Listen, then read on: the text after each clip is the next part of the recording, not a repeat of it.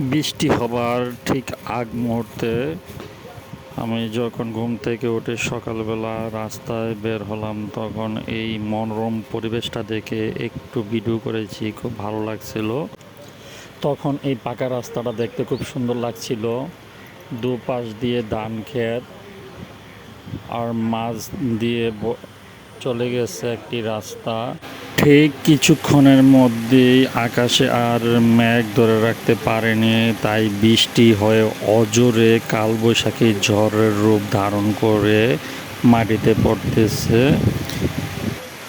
বৃষ্টির সাথে সাথে অজোরে দমকা হাওয়া বয়ে যাচ্ছে, তাই গাছগুলো এদিক সেদিক দুলতেছে। এমন বৃষ্টির পরে বোঝা যেতে পারে যে কোথায় কোথায় কোথাও কোথাও গাছ উপড়ে পড়বে, এমনকি কোথাও কোথাও গাছের ডালপালা ভেঙে নিচে পড়ে যাবে। আজ সহ এ বছরের তৃতীয় দিনের কালবৈশাখী ঝড় বৃষ্টি দেখতে পেলাম আমি নিজে। বিগত দুদিন আগে আমি সেই পরিমাণে বৃষ্টিগুলো দেখতে পারি নাই, অথবা বৃষ্টির সময় আমি কাছে থাকতে পারিনি, মার্কেটে থাকার কারণে এগুলো দেখতে পাইনি। আজকে আমি বাড়িতে ছিলাম, তাই একটু বৃষ্টির ভিডিওটা করলাম। অধিক পরিমাণে বৃষ্টি হচ্ছে। বৃষ্টির শেষে রাস্তায় বের হলাম, এমনকি রাস্তার অবস্থা দেখতেই পাচ্ছেন, অনেক গাছপালা হেলে গেছে।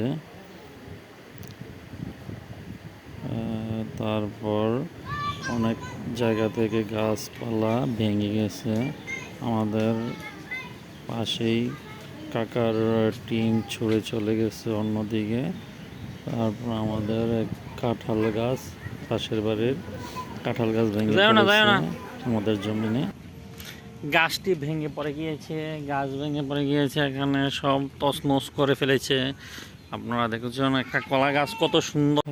রাস্তার পাশেই একটি কলা গাছ ভেঙে পড়ে আছে। বৃষ্টির আগে এই পুষ্করিণীটি ছিল খুব শুকনো, কিন্তু বৃষ্টির পানি এসে পুষ্করিণীটি ভরাট হয়ে গিয়েছে, টইটুম্বুর হয়ে গিয়েছে। এখন নামিস না, দেবে গেছ আইস না, নামিস না।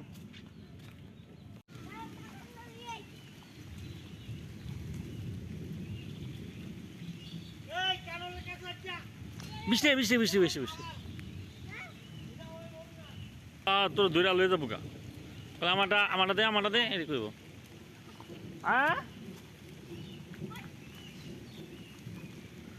জায়গায় তোর কাছে বৃষ্টি হইব, বৃষ্টি পড়বো তোর গাও।